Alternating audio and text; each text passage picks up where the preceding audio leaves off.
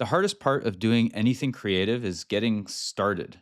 I definitely feel this every single time I'm working on something new. And I was just thinking about why that is.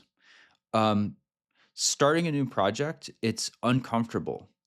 And I think the biggest reason for me why it's uncomfortable is because I have taste. I care about not only what I do, but I have some sense in my head that I'm good at something. Um, I have expectations for myself, and those expectations that I have for myself, they hold me back because when you first make something, whatever it is, that thing is not in the final form. It's a bad version of itself, and we're so used to consuming other people's art and content and everything else that they've worked on, where we haven't seen all of the blood, sweat, and tears that's gone into the process. You only see the final product when you watch a movie, when you listen to an album, when you watch a YouTube video. All you're seeing is somebody's final product who there are some people out there who can Picasso famously could scribble on a napkin and it would be a beautiful work of art, but that's not what everybody's process looks like. It's definitely not what my process looks like. So for me, the biggest thing that I have to do to get my work flowing is give myself permission. I have to give myself permission to be bad. And once I do that, and then once I start um, thinking of myself as a beginner, not assuming that I know how to do anything, and also allow myself to kind of just follow what feels most intriguing or most natural or most amusing, even, that's when the actual germs of good ideas come out.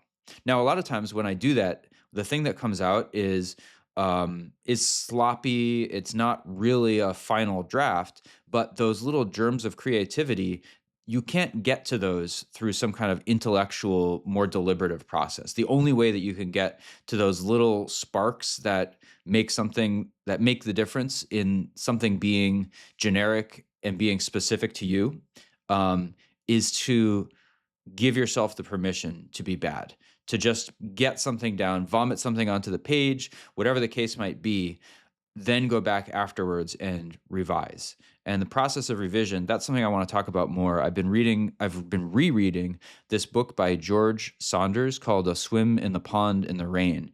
And I'm going to talk more about that book sometime because it really is, in my opinion, one of the best um, descriptions or chronicles of what the creative process actually looks like for a person who is engaged with it. Because so much of what I see online, people talking about these things, they're giving frameworks, they're giving like all of these more intellectual ways of approaching the problem of creativity, but none of those things are the actual thing. Those are like crutches of things to do when you don't have an idea, when you don't have a spark. So then the question is, well, where do you get that spark from? And I think the for me, the biggest part of the answer to that question of where do you get the spark is by allowing yourself to be bad, not assuming a set of expectations on yourself and letting things come out as they will. And then going back and revising later and having a process for that. So that's all I wanted to say today.